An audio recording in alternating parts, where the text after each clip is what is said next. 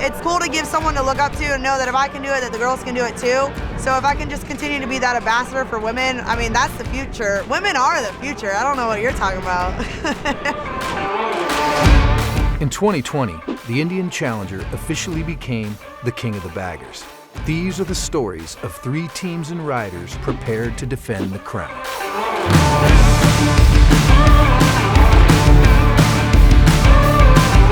Progress does not occur without change. This principle is no more evident than it is in racing, where success is a function of ongoing trial and error, adjustments, and tweaks. In most cases, changes are microscopic, a fraction of an inch to gain a fraction of a second, and perhaps even a checkered flag. But there are times when change is required on a more macro level. Such was the case for the Saddlemen team following its effort at the inaugural King of the Baggers in 2020. Despite a masterfully customized and race-engineered Harley-Davidson Road Glide, the team finished middle of the pack. Meanwhile, the only 2 teams in the field running Indian Challengers finished first and third. So for the 2021 King of the Baggers race at Laguna Seca, the Saddlemen team made the switch to the Indian Challenger. Well, last year the experience was awesome. We really didn't know what performance baggers were. We decided we were going to define it. We had ended up coming up with a bike that was way better than what we had anticipated. Though we didn't finish, we wanted to go ahead and try to do even better. We had hooked up with Indian and they provided a bike for us, and we just couldn't wait to try out the Challenger. But for Saddlemen, the change in bikes would not be the only major adjustment. After having Michael Woolaway pulling double duty as mechanic and rider, the team decided to put a new rider on the bike. And much like its switch from the Harley to the Indian Challenger, the team moved away from the beaten path in a direction profoundly different. Veteran road racer Patricia Fernandez was chosen to pilot the Indian Challenger. Well, Patricia's full of energy. She's been professionally racing for many, many years. She came out to Chuckwalla one day and said, I want to get on that bike. And she got on the bike and smoked on it. I mean, she was full of piss and vinegar, you know, I mean, she was just unbelievable. So we were really excited. We originally were going to use her for the Hooligan Series, and we said, hey, would you like to go ahead and try the bagger? And she goes, heck yeah. You know, we were really excited to be the first woman team out here in the King of Baggers. And I think she's going to continue to dial it up and give it game every time she runs. For Saddlemen owner Dave Eckert, doing things differently is nothing new. He's built Saddlemen with a relentless attention to detail and a mindset of what's next, always pushing forward, taking calculated risks, and doing things differently. I got into building boats, and my dogs got away one day and bumped into my future business partner. He had kids the same age as my kids, and we ended up selling a panhead to go ahead and start Saddlemen. And we would go along and go to lights and try to gauge when we'd see a person riding a motorcycle, and we'd hand them a card and say, hey, if you want a seat for that, let us borrow the bike and we'll do the tooling. And that's kind of where the start of the company really happened. We now have 110 employees, 3 locations throughout the United States. Our stuff is American made. We build roughly 800 seats a day. We ship a truckload of seats out of our factory every day, and it's pretty amazing. We just need to stay ahead of everybody else by a little bit. So we slow walk it every day. We don't forget where we came from, and we continue to do what we do, and we plan on being here for hopefully longer than I am around. At the heart of the Saddlemen racing operation is Michael Woolaway, a revered and respected craftsman affectionately known throughout the industry as Wooly. In an industry characterized by all that is loud, bold, and brash, Wooly is anything but. Reserved and cerebral, Wooly's calm, pensive demeanor belies the aggressive nature of his beastly two-wheeled creations. An artist who opts for hammers, English wheels, and welding torches over brushes and paints, Wooly's creations have solidified his place among the world's elite customizers. Well, in 1967, my family moved to Marin County, to Tiburon, and we moved a couple blocks away from Mert Lawwell, and I was a little kid, and he built all his mile bikes in his garage. I just grew up in motorcycle mecca. I've been riding and racing motorcycles since I was a little kid, and back then there was no internet, you couldn't order parts, there were no aftermarket part companies. So you had to develop the bike yourself. And I just spent most of my time in school and metal shop. And later in life, I was working in the film industry and prepping a bike for Pikes Peak. And I met Orlando Bloom, who showed up on the same bike I was prepping, but I knew all the problems. So I said, come by my garage and I'll do some work on it. And that ended up being a $40,000 bike build. And then there's Ryan Reynolds and Bruce Springsteen and Billy Joel. And it just snowball effect after that. Primarily, I like to make stuff with my hands. I don't work on the computer. I don't draw things. I see the shape of my head and I translate it to paper and then aluminum.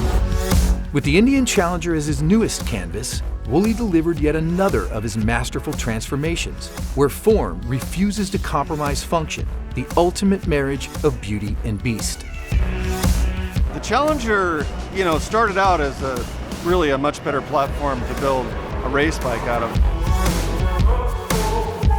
I made a handmade aluminum tank, but I kept the outline of the Challenger and I kept the crown of the Challenger, but it's much narrower and the knee pockets are cut out. We had to put 100 pounds of weight on the bottom of it to make it legal for this series. I made chromoly radiator struts and we made a handmade 2-inch thick aluminum radiator for cooling. We made a custom seat section, pedestal, carbon fiber seat section. I removed the pins that locate the subframe to the main frame so we can pull a few bolts off, take the bags and the fender and everything off. I remade the fender, keeping the basic fender shape, but I put like a 1960s scallop detail in it. And I kind of built the bike to bar bang a bit, not knowing what was going to happen at the time and who was going to ride it. The bold and the beautiful. Never have these words been more personified than by Patricia Fernandez. She spent a lifetime defying expectations, breaking boundaries, and kicking gender assumptions and expectations to the curb. My brother and sister never broke a bone, never did anything, and my parents said I made up for it. We knew the ER doctors by name. But I was always that way. One of my first memories I remember, I think I was in 2nd or 3rd grade, and we did military fitness, physical fitness every year in school. I was in military school. And I remember coming home one day and I was crying to my mom, upset because I wanted to compete on the men's course. And they wouldn't let me, and I cried to my mom. So my mom, being a strong woman that she is, was like, well, I'm gonna go with you to school the next day. She was like, who cares? Let her finish hers, and if she wins, just let her go and practice. What is it gonna hurt? So he let me do it, and I beat all the men, and I was the first girl to climb the rope and ding the bell. And my mom said that was one of her most proud moments. If I wanted to do what men did, I just was gonna have to work harder if I was really determined. That's always what they taught me from the beginning. Taking her skills to racing circuits around the world and going bar to bar against elite male riders, she is living proof that stereotypes about a woman's place or a man's game are flat out ludicrous. I can't really describe when it started. I like motorcycles. I always thought they were cool. I always asked my parents for one and they always told me no. So the first loan I ever got, I to the bank, got a little $4,000 used banana seat motorcycle. I thought I was Steve McQueen. Just learned in a parking lot, and then I started riding. I never planned on racing. I was just riding on the street, and a bunch of my friends started doing track days. And so they're like, you should really do one. I was in college and pretty broke, so I eBayed a suit, eBayed boots, and saved up all winter. I just started doing track days, and it was fun. It was exhilarating, it was liberating. And I went way faster than I think I was. I was bumped up to intermediate immediately the first weekend, and then I kept doing it.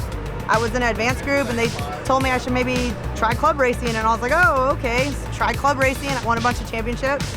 Got bumped up to expert. I was winning championships, and they were like, oh, you should try for a pro race. And I never thought I would do it. It was just kind of people around me seeing the potential, I guess, and it just kept happening. Every time a door opened, I took it. So I went pro, I started racing pro, and then I started getting invites to go international. So anytime anyone gave me an opportunity to ride, I took it. For Patricia, femininity is not something to be avoided or discouraged. At the same time, it doesn't define her. It's simply one aspect of who she is. I prefer the racer side over the modeling side. I'm way more comfortable with the helmet on. But it was something I didn't start doing until the last few years, where I had a really good female influence in the marketing industry. And she told me that, you're a girl, you should market yourself as a girl and use an opportunity. I have something that none of the guys have out there, It's amazing to give women someone to cheer for, or even men. There's racers out there that have little girls or have girlfriends, and I get to meet all these ladies and inspire them, and I absolutely love it. Being a woman is more than just being feminine and pretty. I can be feminine, I can do my hair, I can do my makeup, and I can throw my leg over a 600-pound motorcycle and go out there and make some boys cry. Equally as feminine and awesome. She naturally embodies a duality that shatters female stereotypes and celebrates the reality that there are no boundaries to who, what, or how a woman should be. A lot of women don't know that you can do it until they see someone else out there doing it. So setting the bar to show them that it's possible that you can go out there and do it. I met so many women all the way from children that, you know, it's the first time they ever saw a female racer ever. And it's just like super fangirl moments to grown women that said they've always wanted to ride, and they asked me how I learned to ride. You know, you deserve everything you've ever wanted, but you have to work for it and you have to go for it. Like, you can't, nothing's ever gonna be handed to you. If you want some job you never had, like, girl, you can get it, but you have to go out there and get it. No one's gonna hand it to you. So if I can encourage even just one lady to get her license and try something she's never tried before, I'm happy. It's an idyllic California setting at WeatherTech Raceway for round 3 of Moto America's 2021 King of the Baggers series. Patricia Fernandez could not be more optimistic about throwing a leg over the Indian Challenger and putting her skills to an entirely new test. I mean, I do like the phrase Queen of the Baggers. It's pretty cool. It's unique because obviously it's a King of the Baggers series, and I'm the first ever female to compete on one of these bikes, so it's awesome. Obviously, to be the queen, I would think you would have to win. But even if I don't win, I'm definitely gonna be the princess of the baggers. I mean, I can take that. I can handle being the princess. She's younger and cuter, right? This weekend's Moto America festivities also include the first ever Super Hooligan Road Race, a hodgepodge of modified V-twin cruisers and metric road machines slugging it out on the famed pavement at Laguna Seca. In a last-minute decision that comes as no surprise to anyone, Fernandez decides to double dip and add the Super Hooligan race to her weekend agenda. However, in this race, she'll be running a bone stock Indian FTR. Honestly, I've never ridden an FTR. I'm super impressed with the power and how smooth it is. And the fact that the first time I ever rode it and I'm out there beating fully prepped race bikes is amazing. It makes me feel good. This weekend, fiance and veteran road racer Corey West is along for the ride, literally. He'll also be competing in the King of the Baggers and Super Hooligan events. This gives way to a unique relationship dynamic between the soon-to-be Mr. and Mrs. West. It blows my mind, you know, when she gets out there and puts her mind to something, there's no stopping her. You know, I try to tell her sometimes, you should be careful doing this, or watch out for doing that, and she just kind of looks at me like, yeah, whatever.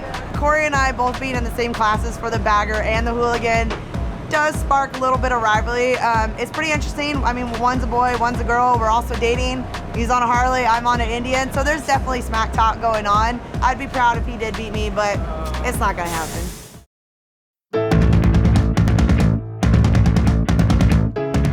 Lining up on the grid for the main events, there are no males or females, kings or queens, husbands or wives. It's simply racer against racer, skill versus skill. For Patricia Fernandez, success need not be measured on a podium. In fact, victory is realized with every challenge accepted, every obstacle overcome, and the multitude of women, young and old, she inspires.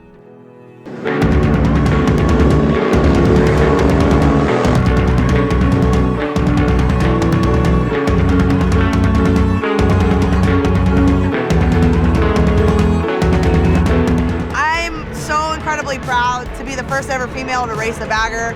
You know, that's amazing, and I was the only female competitor in the bagger class and the hooligan class. And I am so proud of that. No one can ever take that away from me. But what makes me like a better feeling is knowing that there's so many talented females out there that have the potential to ride or get better. And I would love to see more ladies out there racing, and even on the twins or the hooligans or any other baggers, but getting more female advocates out there for riding. It's cool to give someone to look up to and know that if I can do it, that the girls can do it too. So if I can just continue to be that ambassador for women, I mean, that's the future. Women are the future. I don't know what you're talking about.